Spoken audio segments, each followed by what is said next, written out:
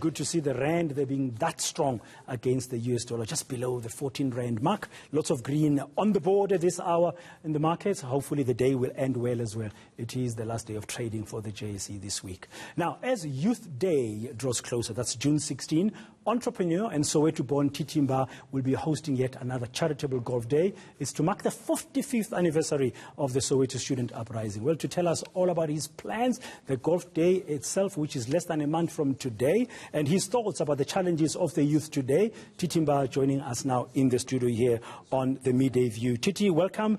Thank you very much for your time. I need to start here first. As a young person, what's the significance for you of that Soweto Student Uprising 45 years ago?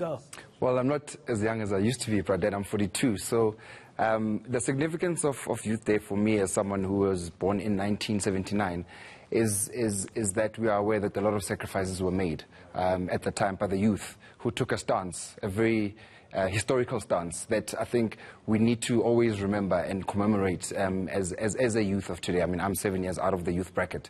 However, I think through this event we want to always remember those fallen heroes. Now, those fallen heroes had particular issues and mostly around Bantu education and the imposition of Afrikaans as a medium of instruction. Today's youth challenges, I mean, you're just 7 years out of that bracket, as you say, but you're still young enough to be in touch with the young people. Correct. What are the challenges that you are hearing about? Well, the kind of challenges that the youth of today are facing are obviously very different from the youth of 1976. We are faced with GBV, one of the greatest pandemics in our time. We are faced with COVID-19.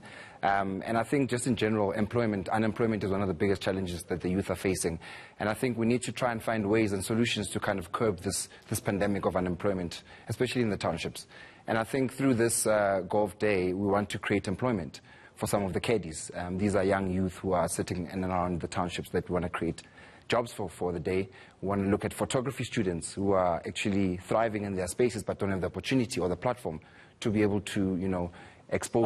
I was just wondering, why have you decided to use a so-called rich man's game to mark such a day? So you are linking it in trying to create some job activity for some of these young people in and around Soweto. 100%. It's an opportunity for some of these young people to be exposed to business people that they would ordinarily not have access to. So there's a networking opportunity there as well? Absolutely. Golf is a sport that is about networking. You have 4 to 5 hours with these business leaders. Yeah, you are a young entrepreneur. I mean, still at 42, as you say. What challenges have you faced, and what advice would you give to a young entrepreneur who might be watching and listening to you right now?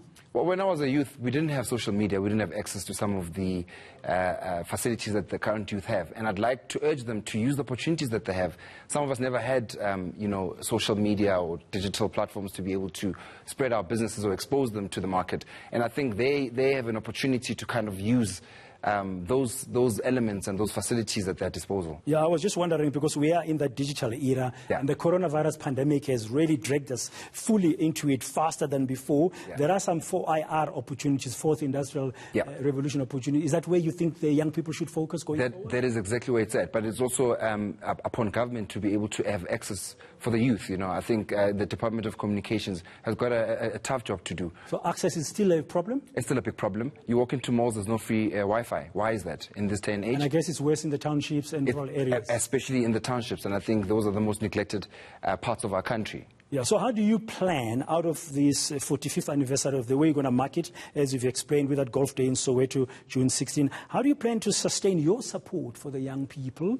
Because you've got entrepreneurial initiatives that I'm aware that you are doing. How do you plan to sustain that? So beyond the day itself, we are planning to have quarterly events that are leading up to the 16th every year. And through those... so this is not going to be a once-off? No, definitely not. It's going to be an annual event, but we'll have other events that are quarterly.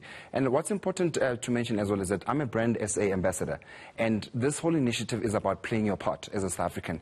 Play your part in making a difference in the communities out there. No matter how small or big it is, as long as we can all play our part, we've done a job.